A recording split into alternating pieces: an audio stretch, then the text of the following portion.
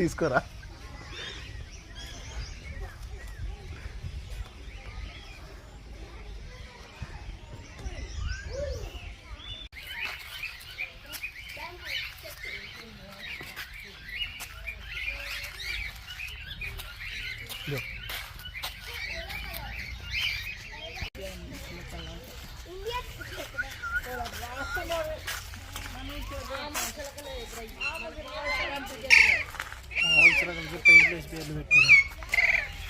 తీసుకున్నారు మొత్తం అందరితో కలిపి.